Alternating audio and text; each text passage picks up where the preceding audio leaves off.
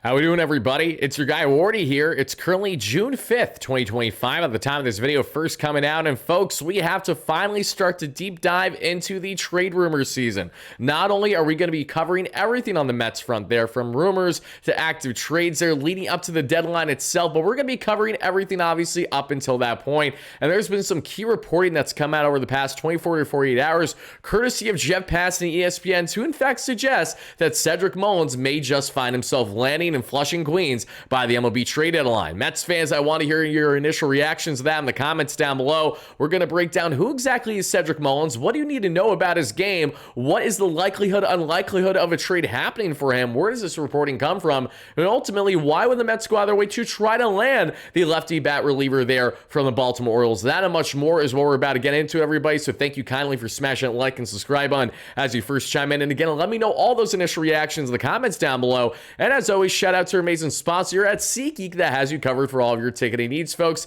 You know the drill by now. SeatGeek, that is not only our sponsor here throughout the entire MLB lawn season here, the full 162, thanks to you amazing Mets fans utilizing our promo code, that being WardyNYM down below in the description. But before we get to that call to action, let's talk about why SeatGeek, with over 70,000 active events to choose from, making them the number one rated ticketing app in the game for a reason, why they are so special, and really why I love utilizing them so much, separately from them being a channel-wide sponsor here. That has everything to do, everybody, with what you guys can see beside me, and that is going to be the SeatGeek ticket options, specifically their grading system. As you guys can see here, we have a grading system going 1 through 10, red to green there. If you're in the red, more in the 1 through 5 range, while seeking tickets, they're probably not a good bang for your buck, and you should seek other tickets still there in the SeatGeek app. Or if you have your tickets ranging 7 to 10 range there, of course, in the green, that means it's a great bang for your buck. What are you waiting for? Don't stop now. Go ahead and purchase those tickets there in the SeatGeek app, everybody. So when it comes to Mets tickets,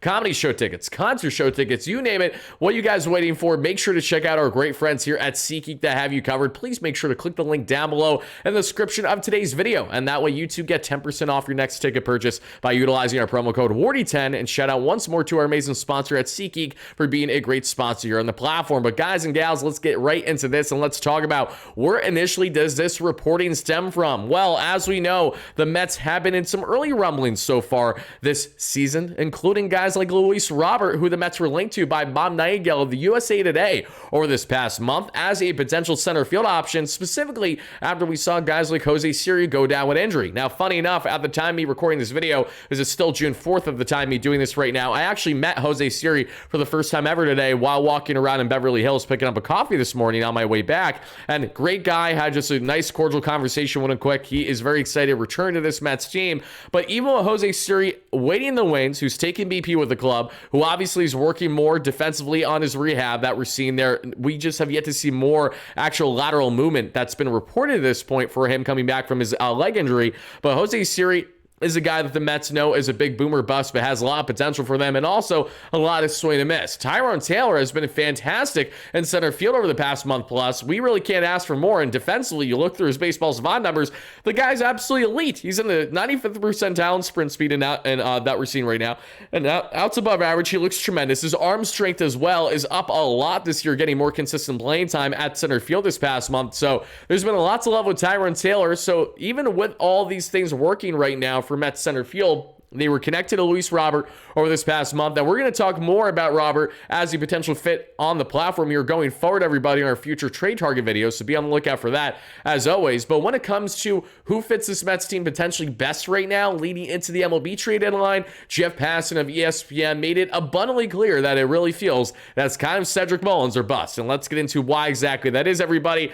And shout out to Jeff Passan, for those that don't know, is the go-to guy there covering all things Major League Baseball there for ESPN for the past number of years, because, you know, like every one of you, I find myself on social media too waiting for that Passan bomb to drop. And when a Passan bomb drops, you know damn well it's going to be something exciting via trade signing, you name it. You just hope that your team is on the receiving end and not on the hurting end of said transaction of whatever transpired. But as we see here, everybody, this was from Jeff Passan's latest, kind of like early look at the MLB trade deadline and evaluating every single major league team.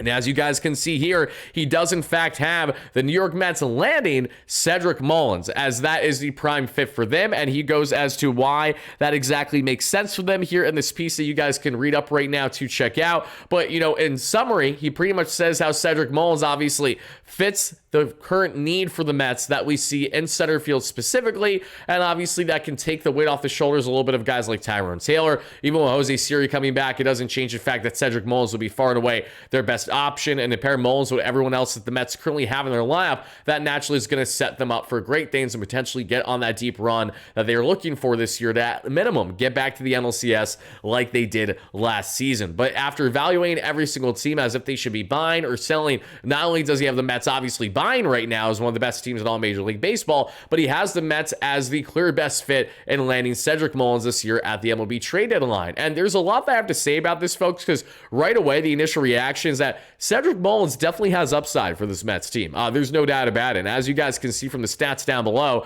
and just around 50 games, and this is at the time of myself having recorded this video, so it might be off by a game or two by now, but that's okay. 207 plate appearances, 25 runs scored, 10 homers, already looking at their 31 RBIs, 8 stolen bags, a 232, 324, 448 clip. So again, respectable numbers, already over a 1 WAR there for Cedric Mullins, and 22% above league average as a batter per WRC plus weighted runs created plus in Fangraphs. Basically means if you're at 100, you're at league average. If you're above 100, you're above league average. If you're at below 100, you're below league average, and everything in between. So Cedric Mullins, everybody, what is there to like about him right away? Not only is he a veteran, not only is this a man, obviously, who's had, you know, some really nice swings that we've seen not only for the Orioles, but also at a national level for Team USA in the past. This is a player that I do see more and more as a potential fit for this team, and I'll get into exactly why that is right here, right now. Because Cedric Mullins is with the Baltimore Orioles club that, as we know, is completely free fall to begin the 2025 regular season.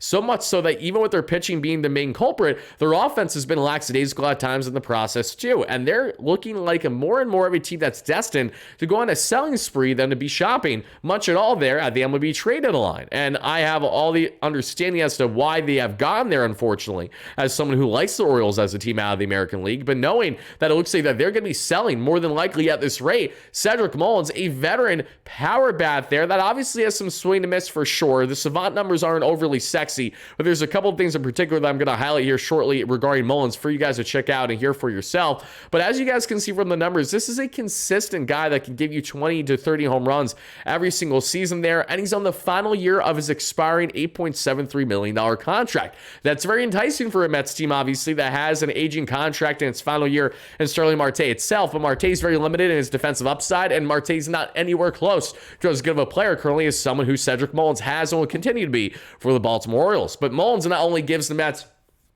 solid defense, albeit I 100% agree Tyrone Taylor and Jose Siri are the better defensive center fielders than Cedric Mullins, but you're not adding Cedric Mullins just because of his defensive upside, but it's more of the offensive upside. That home run power is legit, and to add that line, to add that bat and the key part of this Mets line towards the bottom of the order would just be tremendous depth for them when you look at how their current configuration is, and having another power lefty bat as well is all the more enticing. And we've talked about Ronnie Mauricio obviously a lot on the platform as of late, and one player that I've referenced a lot regarding Ronnie, should he not develop too well from the right side of the plate, is he could find himself as a Cedric Mullins type player. And what I mean by that is that Cedric Mullins started his MLB career as a switch hitting option for the Baltimore Orioles, but after a couple seasons became abundantly clear that this guy was far more prone and far more better to have success, not necessarily as a switch hitter, but mainly batting from the left side. So he adopted batting just from the left side, and he's had some great years on the home run accolades that we have seen for this Baltimore Orioles team, so much so that outside of what he's done already and what has been a roaring hot start to the 2025 season, yes, the average is low, but the power's there. That's what you look for in a guy who's at right around there, you know, just under or right around 800 OPS, still 22% above league average as a batter. Last season, Mullins had 18 home runs in 147 games, so he's well on his way to have potentially the best home run season he's had since his season with the Baltimore Orioles in 2021, and that's when he made the true adjustment to batting right from the left side. 30 home runs, 59 RBIs, and 91 runs scored, and 30 stolen bases that year. Mind you, he's a speed demon. He very well could get 30 plus stolen bags, so that's another element you add with Cedric Mullins should you go out your way to trade for someone like him. So not only does Jeff Passan suggested, but we know that when it comes to Jeff Passan, when he floats these things out there, it's because he has heard whispers throughout baseball. And his whispers are far more significant than any other reporter's whispers because Jeff Passan is arguably the most connected man out there in baseball today. So if he's suggesting or really putting out there Cedric Mullins, you can absolutely believe that sooner rather than later, the Mets will further be connected to Cedric Mullins on a deeper trade route. It's just a matter of exactly to what degree and will their interest level be right now versus what it is at the moment. And ultimately, what would the Mets have to give up for someone like him, for a guy who has now had, wow, we're looking at 4 consecutive seasons of at least 15 home runs or more, and that 2021 season, that true breakout on the home run front for him. But this is a guy that, mind you, is in a walk year, so he's looking to get a nice little pretty penny at the end of the season. And the Mets can take advantage of the fact that he's entering this walk year and is not shying away from the pressure the way that we saw Pete Alonso did all regular season last year as a Scott Boras guy, but rather embrace it and embody it and actually try to maximize his offensive output. The way that Mullins is playing right now, he's on his way to have himself a 25 home run season here for the Baltimore Orioles. Who's not to say he can't continue that this time in Flushing, Queens with the New York Mets, right? Because when you look at the offensive options, outfield-wise, you, of course, have Tyrone Taylor. You're going to have Jose Siri when he's back. Jeff McNeil, if the Mets do not part ways with Jeff McNeil or not. And, you know, it's an interesting aspect to evaluate as to what exactly would the Mets be doing in regards to what they would have to give up for someone like Cedric Mullins right now. And the beauty of it is that Mullins, while he is an enticing rental piece, he's not a guy that you're going to have to give up the entire farm for. I think that there is a great reality that in return for a guy like Cedric Mullins, the Mets would be able to give away, obviously, you know, especially we know that they need pitching help. Could I see the Mets maybe giving up more of a lesser pitching prospect that they could do the job here for someone like Mullins, especially who's on a rental contract? I don't want to give up anyone too significant, obviously, but you could also look at maybe some of the early risers in the farm this year versus the guys who already have blossomed over this past year, plus in Brendan Sproat to a degree, Noah McLean and Jonathan. Those guys aren't going anywhere. But then I think where the conversation gets a little bit more creative is when you consider, you know, to an extent, the Zach Thorntons, you know, the Dylan Rosses of the world. When you also look at there's just an abundance of arms that can be chosen there and the Mets minor leagues, but you know, Sanchucci to a degree. But again, do you want to give up on these early arms for a rental like this? Ideally, I would love it for the Mets to give up little to nothing, but I know that they would be in a little bit of a trade war, obviously bidding war to a degree, to land Mullins, because he would be a hot commodity for any team. And to add Cedric Mullins in that bat to this Mets lineup immediately changes the game, no question about it. Right away, you add a bat that can ultimately have 25 plus home runs on the season, be a key contributor down the stretch, has been a part of recent playoff runs with the Baltimore Orioles, so it's not like he hasn't been there at all. He just hasn't had too many deep runs, obviously, the way that he would potentially have with the New York Mets, but this would completely lengthen and further deepen the lineup. And then you just look at the ratio of righty to lefty batters. The Mets would have so many lefty weapons, obviously, and they would really have a balance. Then you would look at a lineup that, at its best, one thriving, everybody. This is it, hypothetically. Batting leadoff, Francisco Lindor. Batting second, you could have there in Mr. Brandon Nimmo, should he continue to thrive the way that he's been as of late. Batting third, Juan Soto. Batting fourth there, the polar bear and Pete Alonso. Batting fifth, and this is where things get all the more interesting. You could go with various routes here, but you can go with Cedric Mullins here batting fifth if you really want to. Otherwise, you could go with either Brett Beatty if you're riding the hot hand then. You could go with Ronnie Mauricio if he's a hot bat at the time. You could go with, you know, Alvarez or Torrance if they're a hot bat at the time. It's really basically who's hot that you put in those positions for the most part, and then you go on from there. So whether Mullins is at your 5 spot or if he's, you know, somewhere in your 6 to 7 range, it just lengthens your lineup completely then. And then it's perfect because you can have Mullins come in, as what Passan said in his article, you can have Mullins start the first 7 innings and have Tyrone come in for the final 3 defensively, and you have pardon my sneeze, everybody. Then you have a perfect balance, obviously, of the offensive to defensive ratio. Then it also perfectly balances the Mets bench even more, because then you would have both lefty and righty options to consider. Because right now, the Mets' 2 center field options, their main center field options, one healthy, are both righty bats in Jose Siri and Tyrone Taylor. This adds not only a platoon implementation for Cedric Mullins, but it really, really fortifies things and solidifies a true outfield option. And then Jesse Winker can still be a DH platoon option for you. Again, it's never bad, but Winker's not a guy we really want to see in the outfield ever again this year. This is the first play he made, put him out now for a month plus with an oblique strain. So no thank you. Let's just keep Winker there at the DH position. And then you look at guys like Marte, they become even more expendable than what they previously were. So then you can further try to just get rid of them and eat the majority of the final year of his contract, maybe for a decent reliever in return, something along those lines. deadlines where he gets an opportunity on an offensively riddled team that's looking for more help. I know the Padres need a left fielder right now. Marte has a little bit of wiggle room. Let's see if he can make something happen there. Potentially, I'm not exactly sure. But what I am sure of is that if the Mets do bring in someone like Cedric Mullins,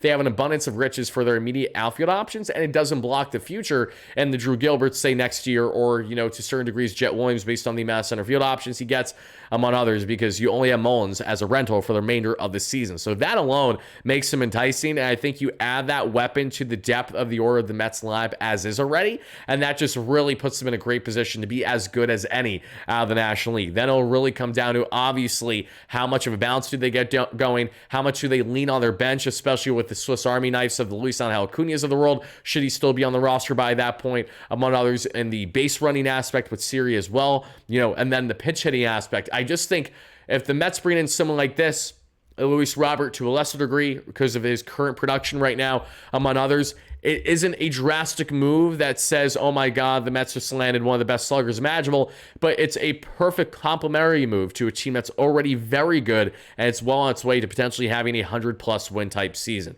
So Mets fans, I would love to hear all your thoughts in the comments down below on the front of Cedric Mullins and the Mets potentially landing him. Are you for or against that trade possibility actually happening? What do you think is the likelihood, unlikelihood? Because I'm telling you right now, if Passan's putting this out there, there is a level of truth to it already. So I would say that the likelihood of this trade happening is as great as any outfielder trade for the Mets happening at the deadline. What do I think is their biggest hurdle from actually that becoming a reality? I think it's the success of Tyrone Taylor, Jose Siri, and potentially Jeff McNeil in platoon settings, because that is when I look at a situation of if Siri's playing out of his mind, if Tyrone's playing out of his mind, and McNeil is showing value on this team still, then the Mets aren't going to go out of their way to just trade for an outfielder, especially if they have a slight premium of a price as a rental, the way that Mullins will be a hot commodity at the deadline, no doubt about it. We know that Passan is, not Passan, even though that's true to him too. We know that Stearns is smart and savvy, and he's not going to go and unleash the farm just for the sake of doing it. So if he does do it for Mullins, know that he's not giving up the entire farm in the process. It should be a pretty balanced trade for both sides, for what the Orioles are looking for and what the Mets are looking for that immediate impact to help them in postseason play, especially, folks. But we too shall wait and see what is going to happen on the trade front, and be on the lookout, folks, because we're going to have a lot more rumor and trade related content coming out pretty much weekly now on the platform, leading up to the trade deadline. So be on the lookout. We should have a big video dropping over the next couple of days, maybe over the weekend, if not then early next week for sure. That's going to be a big topic that I'm not going to expand on too much because I don't want to spoil it, but we just have some big topics coming on the channel, some fun collabs coming on the channel in the near future too, and some great things, some amazing things that we're setting up there at Citi Field, guys. In case you guys don't know, we are going to actually be at Citi Field for a fantastic Wardy Day event on August 1st. Yes, you heard that correctly, everybody. Wardy Day, in case you guys don't know, is our first official event at Citi Field, where we're hanging out in a collective setting at Citi Field and a fantastic lounge area in the left field area that you guys will have, which is not normal designated seating, it's lounge seating there. And I will have the option for you guys to purchase tickets should you have interest down below in the description of the live show. It's the first link. It says Wardy Day tickets here. We already have a bunch that have been sold there, especially to our pre-sale interest people that are diehard members on the platform, loyal subscribers that knew about this when we announced this going all the way back to spring training. But we still have some tickets available, and we're going to be further promoting this leading up to the actual day itself there on August 1st. And it's Mets versus San Francisco Giants. It's the day after the MLB trade deadline. It's fireworks night, and we should be doing some type of live show or pre-recorded video there at Citi Field itself. We will also be doing a pre-game photo op there on the warning track, on the actual Citi Field warning track itself there. And you guys will be getting an $18 ticket voucher for some drinks should you guys want to grab some drinks there at the bar right next to the lounge area. It's going to be a lot of fun. I'm going to be interacting with all you guys, and it's going to be a very limited setting in the sense that obviously we're only going to be having, north of 100 people versus the 33,000 that are subscribers here that interact in various ways. So this is one of many ways in the future that we're going to be interacting with you guys further in the community, and I cannot wait to hang out with some of you guys actually in person there, have some drinks with, have some fun, hang out with family, friends, loved ones, all those kind of things, and just hopefully enjoy a great day of Mets baseball there at the official Wardy Day at Citi Field, August 1st. Again, link down below for you guys to check out the tickets. Thank you so much for watching. As always, no matter what, let's go Mets, baby. Peace out, folks. Have a great one.